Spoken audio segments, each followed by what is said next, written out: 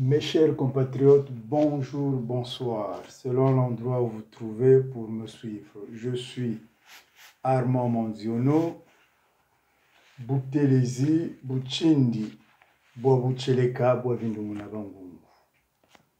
En un mot, le Vindoumouneur. Ma communication d'aujourd'hui s'intitule « La force résultante de Sassou Nguesso ». En effet, la médiocrité des gouvernants, associée aux immuables de la diaspora dite militante, font la force résultante de Sassou Nguesso. Depuis un certain moment, l'incrédulité a atteint le summum dans le combat politique dite militante. Dans le combat politique plutôt de la diaspora dite militante.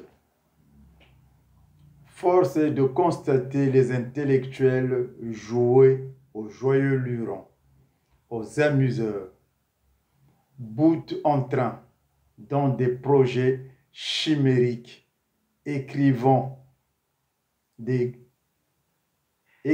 quelques pages de gribouillis sur les réseaux sociaux, surtout dans les plateformes de discussion WhatsApp, refusant en lieu et place une réflexion illico presto sur la déliquescence du pays pendant que les derniers de la classe s'illustrent et excellent dans des montages vidéo et des lives pour leur visibilité, en censant les dirigeants médiocres du Congo. Il y a de quoi se poser la question suivante. En quoi se résume finalement le combat politique de la diaspora dite militante?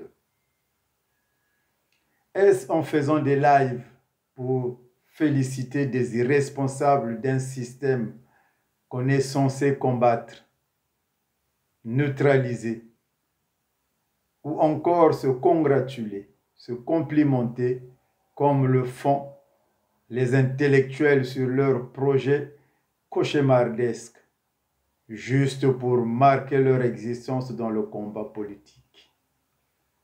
Alors qu'ils ont tous échoué et ont du mal à accepter honteusement leur défaite.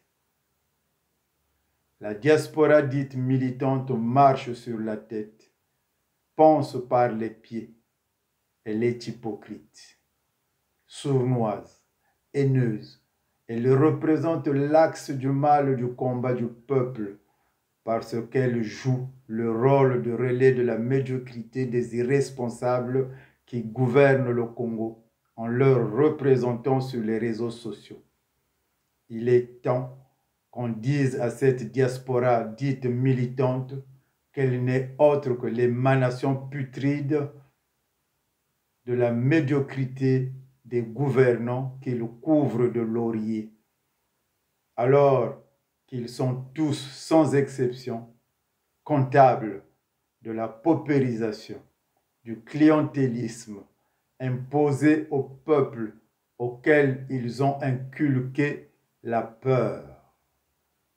Sans oublier ces ministres guignols qui s'humilient en répondant aux communications téléphoniques de n'importe quel renégat de la diaspora dite militante, s'exprimant avec un français approximatif, comme si c'était des questions orales du gouvernement au Parlement.